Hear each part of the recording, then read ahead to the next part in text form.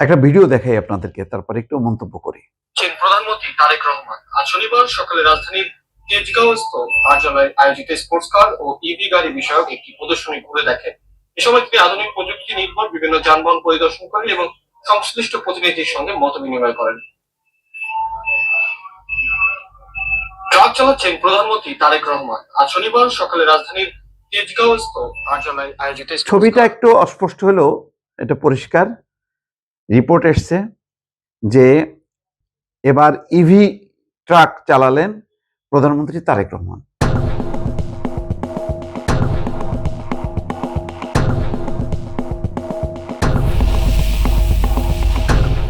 তারেক রহমানের জন্য এই ধরনের নিউজ খুব এখন অবাস্তব না। তিনি খুব খেলোয়াড় সুলভ মনোভঙ্গি নিয়ে প্রধানমন্ত্রীর কার্য সম্পাদন করছেন, এটা সবাই দেখছেন। হাঁটছেন, কালকেও দেখলাম একটা ভিডিও যে তিনি বাসা থেকে হেঁটে গুলশানের কার্যালয়ে যাচ্ছেন, বিশ্ববিদ্যালয়ের ছাত্রদের মধ্যে নেমে যাচ্ছেন, পথে পথে যেখানে সেখানে নামছেন। এই তৎপরতাগুলো সবাইকে আকৃষ্ট করছে এবং সম্ভবত আস্তে আস্তে অনেকের জন্য চ্যালেঞ্জও তৈরি করছে। কারণ তারেক রহমান যা যা করছেন, যেইভাবে, যেই দৃষ্টিভঙ্গিতে, যেই একটা জনসম্পৃক্ততা গড়ে তোলার চেষ্টা করছেন, এইটা কিন্তু অনেকের জন্য চ্যালেঞ্জ ছুড়ে দেওয়া হচ্ছে। এই কারণেই সম্ভবত নানা রকম ট্যাগ দেওয়ার চেষ্টা করা হচ্ছে বিএনপিকে, তারেক রহমানকে এবং তাদের কালকে ইভেন আমি যাক অন্য সমালোচনার আগে আমি একটু বলি যে কি ঘটনা ঘটেছে। যে রাজধানীর তেজগাঁওয়ের কার্যালয়ে আয়োজিত স্পোর্টস কার ও ইভি গাড়ি বিষয়ক একটি প্রদর্শনী ঘুরে দেখেন। সে সময় প্রধানমন্ত্রী কার্যালয়ের ভেতরে একটি ইভি ট্রাক চালান 23শে মে সকালে।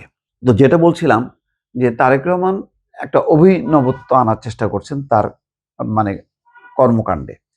ধরেন ট্রাক চালনা করা, নিজে মাঝে মধ্যে গাড়ি চালানো, সিনেমা দেখতে যাওয়া, তারপরে রাস্তায় হেঁটে যাওয়া, স্বল্প দূরত্বগুলোতে গাড়ি ব্যবহার না করে চলাচল করা, এই ধরনের ঘটনায় বাংলাদেশের মানুষ একেবারেই অভ্যস্ত না।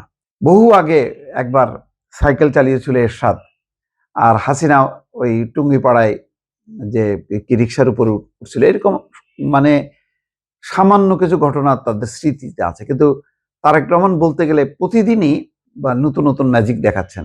এইটা উনি সাধারণভাবে নিচ্ছেন, কিন্তু যেহেতু উনি প্রধানমন্ত্রীর চেয়ারে, সেই কারণে অনেকে এটা অবাক হচ্ছেন যে কি করছেন প্রধানমন্ত্রী। কিন্তু সম্ভবত তার এইসব ব্যাপারে কোনো বিকার নাই, তিনি স্বাভাবিকভাবে করে যাচ্ছেন, মানুষ অবাক হচ্ছে, এইটা ভালো।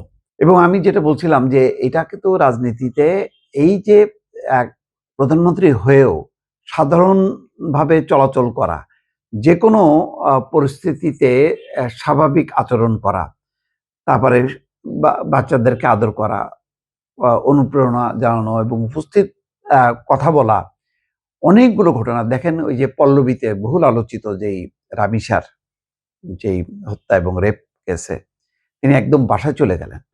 10,000 টাকার একটা ফ্ল্যাট বাসায়, পল্লবীর বাসায় ঢুকে তিনি গেলেন এবং তার বাবা আপ্লুত হয়েছেন। প্রধানমন্ত্রী এসছেন তার দুঃখের সঙ্গী হতে, সহমর্মিতা জানাতে। তিনি পুরো তৃপ্তি নিয়ে অন্তত বিচারের আশ্বাস পেয়ে গ্রামের বাড়িতে গেছেন কুলখানি করার জন্য। এটাকে কেন্দ্র করে মহল বিশেষ দেখলাম যে ধরনের স্লোগান দিচ্ছে। আমি আমার ভিডিও এডিটরকে বলি যে এগুলি কিছু দেখাতে। এটার সাথে রাজনীতি যুক্ত কেন করছে যে চান্দা চাইলে চান্দা নে, রামিসার ধর্ষকের ফাঁসি দে। আজকে তো দেখলাম মানে স্বরাষ্ট্রমন্ত্রী কি বলছেন যে ঈদের আগেই চার্জশিট এবং ঈদের পরপরই বিচার শুরু হয়ে যাবে। তো বিচারের কি কোনো প্রক্রিয়া বাদ দিয়ে কি সরাসরি গুলি করে মারবে? কোনো দেখলাম কন্টেন্ট ক্রিয়েটর এমন একটা ইয়ে করতেছে যে সবকিছু তো প্রমাণিত, তারে কি গাইডা দে, অমুক দে, তমুক দে, এই সমস্ত ফাউল টক করতেছে। দেশে এইগুলি যদি মানে প্রশ্রয় দেওয়া হয় তাহলে আইনের শাসন বলে কিছু থাকবে না। হ্যাঁ, আমাদের একটা অনাস্থার কারণে একটা পরিস্থিতি তৈরি হয়েছে, কিন্তু সরকারকেও তো সময় দিতে হবে এবং হ্যাঁ অবশ্যই চাপ দিতে হবে, স্লোগান দিতে হবে, মানে বক্তব্য দিতে হবে যাতে অবহেলা করা না হয়। কারণ 5ই আগস্ট পরবর্তী সময়ে সবচেয়ে বড় যে চ্যালেঞ্জটা ছিল আইন শৃঙ্খলা, সেটাই মোকাবেলা করতে ইউনূস সরকার ব্যর্থ হয়েছে। এই সরকার যদি ব্যর্থ হয় তাহলে একেবারে দুঃখের সীমা থাকবে না। সুতরাং যত রকম ভাবে হোক না কেন, রুল অফ ল তৈরি করা, সেটা যদি প্রতিষ্ঠা করা না যায় তাহলে একটা বিপর্যয় ঘটবে। সুতরাং দ্রুত বিচার, নানাভাবে এই কাজগুলো করতে হবে। কিন্তু সরকারকে তো আমরা এখনই বলতে পারি না যে সরকার করছে না, তিনি আন্তরিক না। কিন্তু তিনি যে বাসায় যাচ্ছেন, তারপরে নানা রকম তার কর্মকাণ্ডের মধ্য দিয়ে কোনো সন্দেহ থাকা উচিত না। তারপরেও সন্দেহ তুলে তুলে ট্যাগ দিয়ে দিয়ে একটা মহল, একটা পরিস্থিতি, একটা খুবই সেন্সিটিভ স্পর্শকাতর বিষয়টাকে একটা রাজনীতিকরণ করার যে চেষ্টা, সেটা মোটামুটি প্রকাশিত হচ্ছে। এইটা আমি মনে করি যে রামিসার এই অমানবিক ঘটনাটাকে রাজনৈতিকভাবে পুঁজি করে রাজনৈতিক স্বার্থ হাসিলের যে চেষ্টা, সেটা অত্যন্ত নিন্দনীয়। এটা জঘন্য একটা অপরাধ সংগঠিত হচ্ছে। এটা কোনোভাবেই রাজনীতি না, এটা মানবিকতা লঙ্ঘন হয়েছে। সুতরাং এইরকম পশু প্রবৃত্তি বহু মানুষের মনে ভেতরে আছে, তারা সুযোগ পেলেই ঝাঁপায় পড়ে। এই জায়গা থেকে কিভাবে নিবৃত্ত করা যায়, সামাজিকভাবে, রাজনৈতিকভাবে, পারিবারিকভাবে এই চেষ্টাটা করা এবং পাশাপাশি আইনের দ্রুত অ্যাকশন, এই সমন্বিত কাজটা করা দরকার। এটা কোনো এক পক্ষের দায়িত্ব আর অন্য পক্ষের বসে বসে আঙুল চুষবে, বিষয়টা তা না। যাই হোক, দেখা যাক।